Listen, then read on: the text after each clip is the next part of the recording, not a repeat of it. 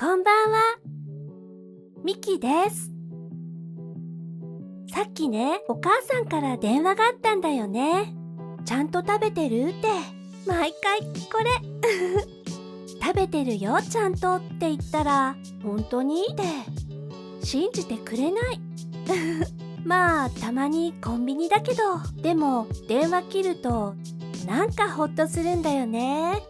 お母さんの声ってなんか落ち着く。今日仕事でちょっと疲れてたから、なおさらそっちはどうって聞いたら、いつもと同じって。そういえばお父さんも元気そうだって。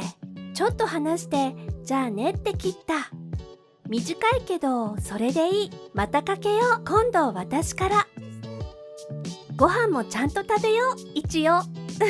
家族って離れててもなんか近い気がするよね。あなたは家族とよく話す？今日はここまで。見てくれてありがとう。また会いたいからチャンネル登録してね。